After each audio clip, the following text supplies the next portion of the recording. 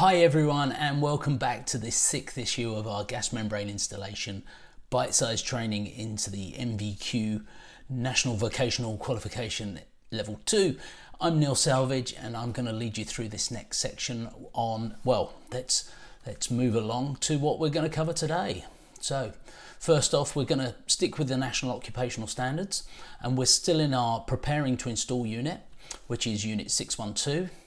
And we're going to be looking at minimise the risk of damage to work and the surrounding areas. Now this is a common problem, and I think it can hit at 3 points during the construction phase. First of all, in the preparation of the ground, so this is really where we're looking at here in preparing to install.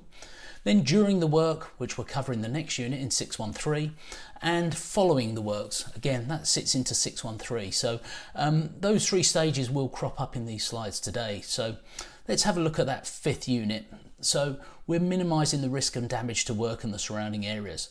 And I've highlighted here 2 or 3 of the subunits in to protect the work and the surrounding areas from damage, minimise damage and maintain a clean workspace, and dispose of waste in accordance with legislation. So all of these 3, protect, minimise and dispose, are all observational elements that I will look for when I'm on site. Is that activity being carried out? And is it specified in your method statements? You know, will you be putting any protection down prior to, during and after? So let's have a look in this, you know, when you arrive on site. Does the site induction ever mention about protection measures for the working area or keeping your area clean and safe afterwards?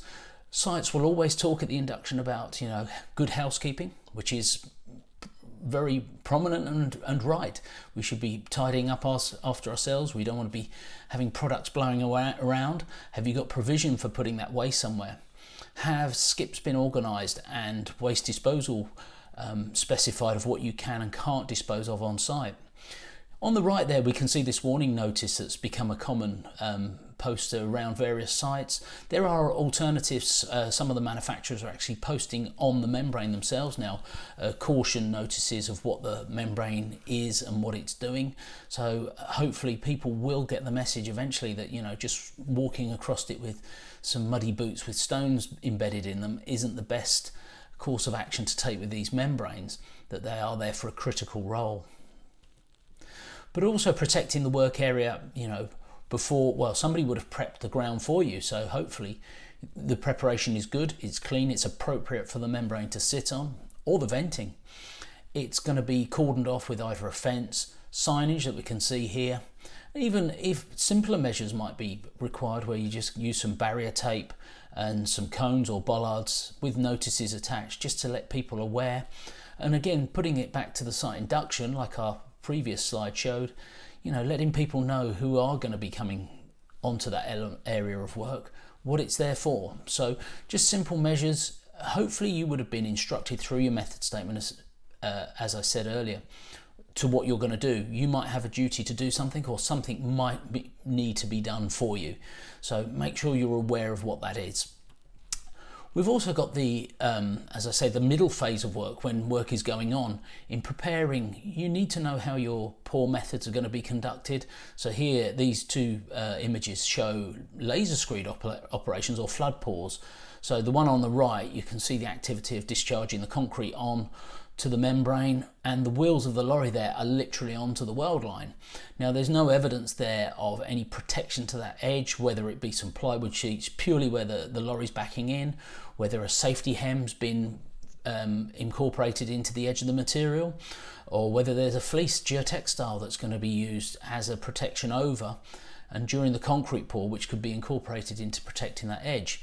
And as we can see on the picture on the left here, very much the wheels of something have driven on that. So when your verifier comes on site, they will be having a good look in that area, and the chances are they could be picking up a few problems. But understanding that in your planning of how the pour is going to happen and what measures you might want to request during that might have to be negotiated.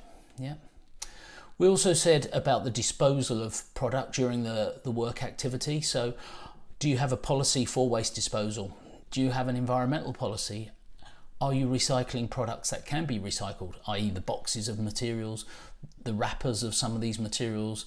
And again, Are you aware of what hazards are associated with some of your products which might be hazardous? So we're back into the realms of COSH here with our control of substances hazardous to health.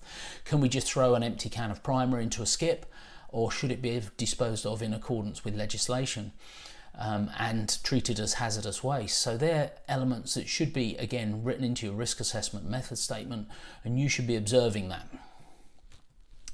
So when we look at the two other subunits that sit within this section, we've got a describe element, so describe how to protect work from damage. That's what I've just been doing. And state why the disposal of waste should be carried out safely.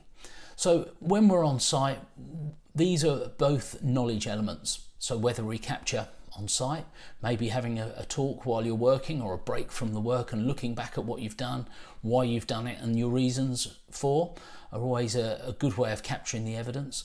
Or we might take the option on the right and sit off site and perform a discussion session, or you might want to do some sketch details of what's been happening and why you've been doing what you do. So they're all very valuable ways of appreciating what you've done on site actually relates to your knowledge, and vice versa. Your knowledge, sometimes I get the knowledge from learners first before I actually see them do it. So they're quite key elements for me as an assessor to capture that evidence. So that concludes our 6th unit, but we will be moving on, and I'm looking to put together the working to a program and completion of works. Bit of an unusual one, completion, when we're still in the planning phase. Well, the reason we're raising that one is because in planning and preparing to install gas membranes, you need to know what paperwork and what sign-off measures are required. Have you got to keep records of your work? And we're going to look at that in our next unit. So hopefully you can join us for that. I'm here on my usual channels, so through my website, through my email accounts, and on the phone.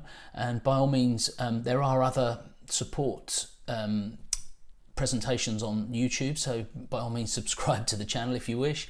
And I'm there on Facebook and LinkedIn as well. I have had some learners come to me with special requests of, oh, we're just about to do this element, can you get this next section up for us?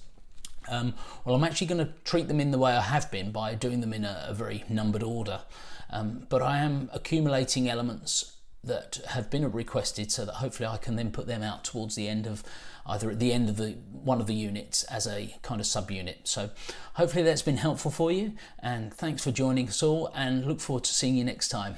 Thanks a lot. Bye now.